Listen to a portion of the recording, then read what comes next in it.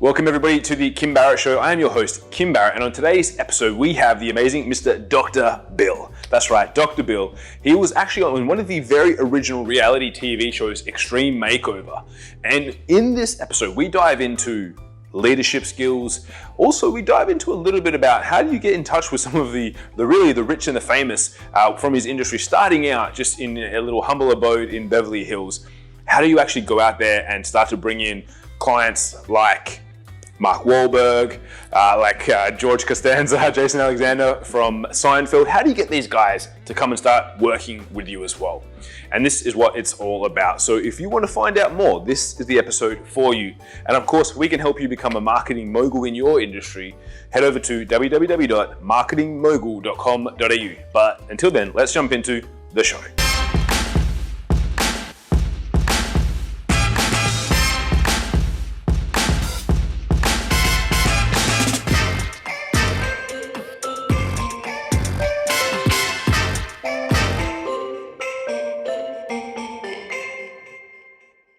Dr. Bill, thank you so much for joining us today. Really appreciate you making the time. Kim, I'm so happy. You're in one of my favorite cities. My best friend, Lisa Scafidi, was your mayor for years. It's such a small world. When you said that, I was like, you're probably not going to, no one ever knows of Perth. And then you're like, yep, been there 3 times, know the mayor. Yeah. I'm like, oh gosh. Well, here's the funny thing. I came and I spoke, in the US, we have dental hygienists. You actually have a position that we don't have. I think you call it a dental therapist or something, that they can do more than a hygienist. They can do fillings and things like that. So at any rate, I was invited to come speak after being on Extreme Makeover to a group of women who were part of this dental therapist community. And they asked your Lord Mayor to introduce me because she had been in dentistry prior to becoming a mayor.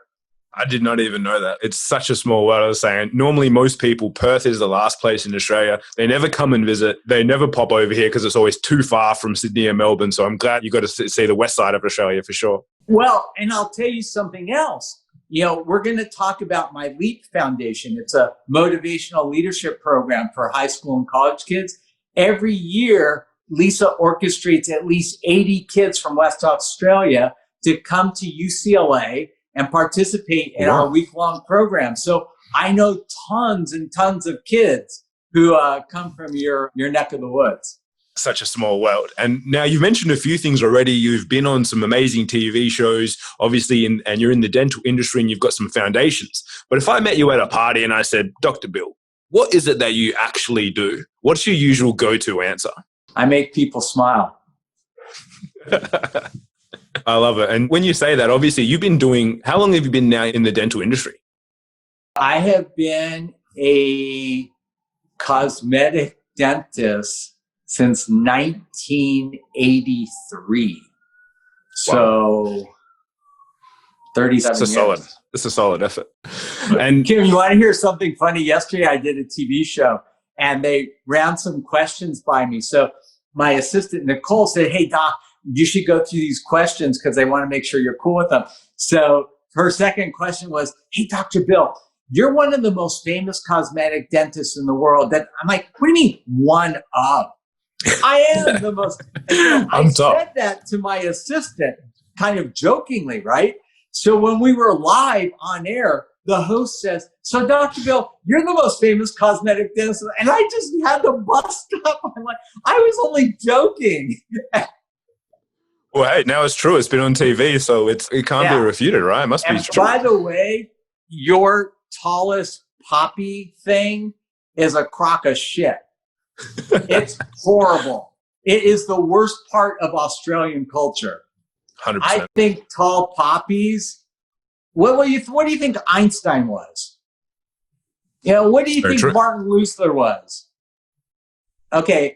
We won't say Donald Trump, but I mean, there are a lot of amazing tall poppies. You guys need to change that thing. Stop chopping down tall poppies. I agree with you 100%. Now on that, so you just mentioned, right, you've had that attraction to the celebrity, cosmetic dentistry. How did you go from just being, when you started out, did you go straight in and go, cool, I'm going to focus on being the best cosmetic dentist for celebrities, for high profile people, or how did that part come about? Because a lot of people, they start in an industry, whatever their business is that they're working on.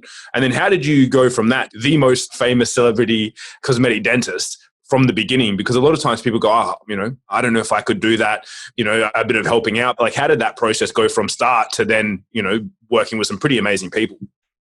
Well, first of all, I was not pursuing a career in treating celebrities. Like, that was never part of my, goal list.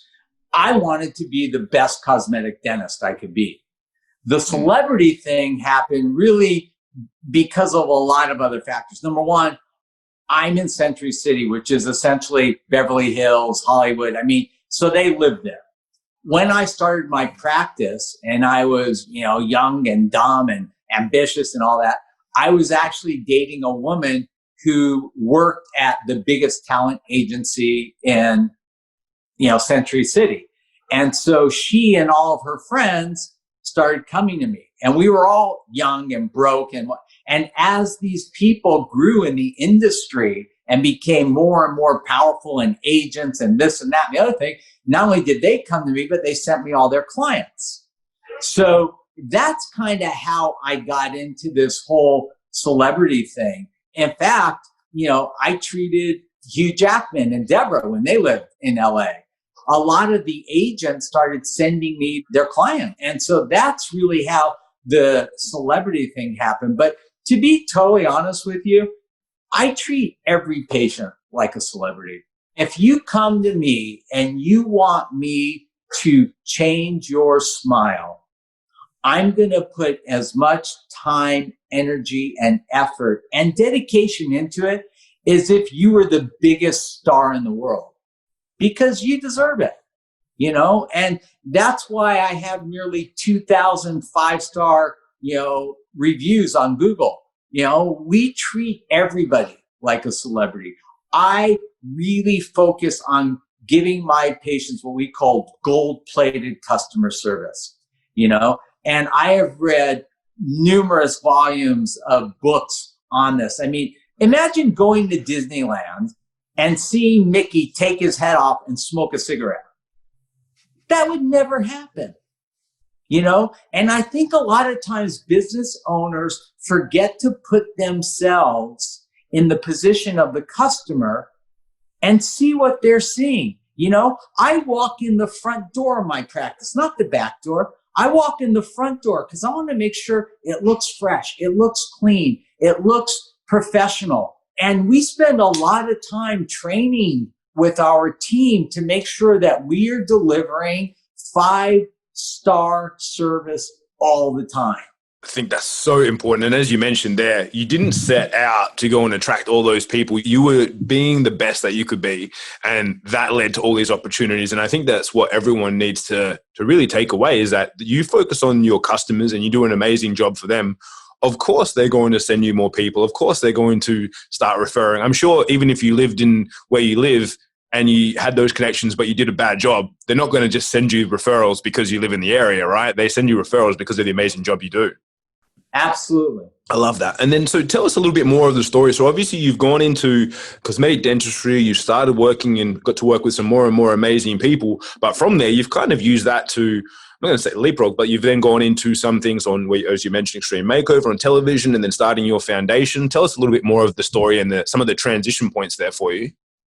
Well, I started practicing cosmetic dentistry, and right around 1990, the first tooth whitening products started hitting the market, and they were just crummy. They weren't good. The flavoring was bad. The packaging was bad. They came in a plastic baggie. It was horrid. And even back then, this is 1990, we were charging $800. And, it was really an opportunity that I saw to say, we need to build a better mousetrap.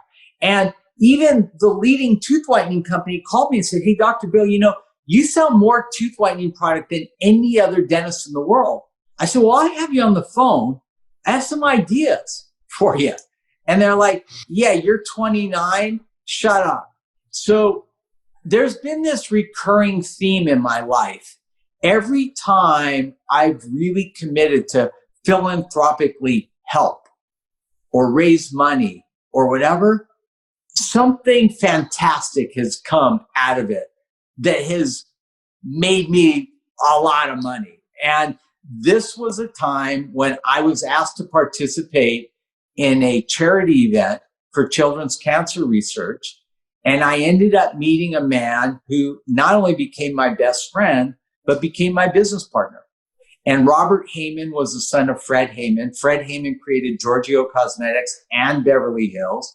Robert had a background in an MBA in marketing and advertising. I knew dentistry. And together we formed Discus Dental, which became the largest tooth whitening company in the world. We grew that company from zero with no investors, just blood, sweat, and tears, to over $1.3 billion in sales until we sold it in 2010 to Philips. That's amazing. I love hearing stories like that. And in that journey, obviously you mentioned you started out blood, sweat, and tears. If you were to encapsulate, I know there would probably be hundreds of different points in times and hundreds of different learnings, but what would be for the people out there who are in a similar state? Maybe they've started their business and it's a couple years old. They literally got the blood and sweat and tears coming out at the moment. What were some of the learnings that helped you keep pushing through and some of the realizations you had along the way? I'm going to jump into LEAP because there are two principles that I really stress. And, like I said, we get 80 kids from West Australia every year, but the LEAP Foundation is a nonprofit I set up where we teach high school and college students the skills that they need to be successful in life. Now, every year we do a summer program at UCLA. Obviously, this year it was a virtual program. Next year it will be live again, hopefully. But there's two things that I try to literally pound into these kids' brains. Number one, when you go out, don't wait for opportunities, make opportunities. Don't wait for things to happen, make things happen. Because if I meet another kid who's waiting for the universe to show them something, I just want to scream and say, the universe is busy and doesn't care about you. You need to care about you. So don't wait for opportunities, make them. And number two, and this is more important and even more critical, when you do get an opportunity, Kim, don't take it, master it. And there's a big difference. When I got on ABC's Extreme Makeover, I stunk. I was a dentist. I wasn't made for TV. If you watch the first 2 or 3 episodes, I'm lucky that ABC didn't fire me. I was horrid. It was painful watching me. I had no idea what I was doing. All I knew how to do was drill teeth. But I was smart enough to know how bad I was. So instead of stinking, I took acting classes, hosting classes, teleprompting classes. I worked with a media trainer who trained all the kids on American Idol. And she did mock interviews with me and taught me how to interview. I could do this whole interview without you. I could talk for 3 hours. I don't even need you, Kim. That's how much media training I have, right? Well, as a result, our company, Discus Dental, first year we did 2 million, 4 million, 8 million, 6. We kind of plateaued at 76 million. We couldn't break that barrier. The first year I was on Extreme Makeover, we went from 76 million to 101. The next year from 101 to 136. And the next year from 136 to almost $200 million in 1 year in sales. Did it pay off? Heck yeah. When you obviously got the call to go onto that show, what was running through your head? Obviously, you would have known and seen some of the other reality shows and whatnot. Was the idea in your head, you're like, cool, this is going to be, as you said, not taking it to master it? You don't understand. There were no reality shows. We were the first. Every single person on Extreme Makeover got paid except me. The hairstylist, the weight trainers, the nutritionists, the plastic surgeons, everybody but me. Why? I tell kids at Leap, there will be times in your life that are life-defining moments. Sometimes you plan them, sometimes you don't. This was one. On our pilot episode, I did 3 Zoom tooth whitening. By the way, I invented Zoom, not video conference, tooth whitening. Wrong Zoom, but still good. So on the pilot, I did 3 Zoom tooth whitenings. The pilot airs, we had huge ratings. ABC gets excited. They buy 22 episodes. Episode number 1, my patient needed 20 porcelain veneers, 10 uppers, 10 lowers. The cost for that at the time was $1,500 a tooth. It was $30,000. I submitted the bill to ABC. They freaked out. They're like, Doc, we had no idea that dentistry was this expensive. I said, well, it is. I said, well, what do you want me to do? They said, well, can you do 3 veneers? I'm like, what, like every other tooth? I'm like, no, I can't do 3. And I made a life-defining decision. I said, listen, I'll do all the dentistry for free under the following conditions. Number 1, I'm the only dentist. I didn't want them to get a hack on there and people think I did a bad job. Number 2, Zoom tooth whitening gets highlighted in every episode. And number 3, you need to mention my laboratory, Da Vinci, and say Da Vinci veneers, because I didn't want to get stuck with a $10,000 lab bill and not get paid. They said, fine. That would never happen in reality TV today, ever. The first episodes, I literally would have a patient hold up a mirror looking at their teeth, and on the back of the mirror, it said Zoom tooth whitening. By about episode 5, ABC blurred that. By episode 7, they're like, Doc, you need another mirror. You can't even use that one anymore. But, you know, we were the trendsetters. It was the first time. And also, Kim, you have to remember, this was the first time that dentistry was ever highlighted in any kind of positive light. Prior to this, we were always like Marathon Man or Little Shop of Horrors. It was bad. So, you know, when you ask me what was the one lesson that I really learned in business, the lesson I learned in business was this: master it. Look, I learned dentistry. I felt good about dentistry. When Discus Dental started growing, I sat in our board meetings. I felt so stupid. I didn't understand basic accounting. I didn't know what EBITDA meant. I couldn't read the charts and the graphs and all that. So instead of sitting there like an idiot, what'd I do? I went back to school. I took UCLA extension classes and I learned accounting. I learned, business. I learned the things I needed to be more successful. And so many people don't do that. When you get an opportunity, don't take it, master it, and make sure that you're the best version of you that you can be. Look, I'm not an actor. I'm not a movie star. I have no desire to do that.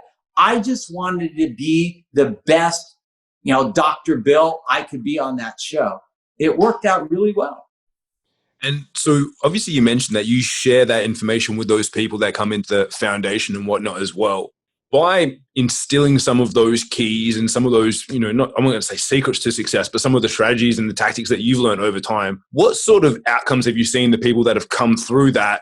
What sort of outcomes have you seen them achieve by, just taking a little bit of the components that you've learned over the years?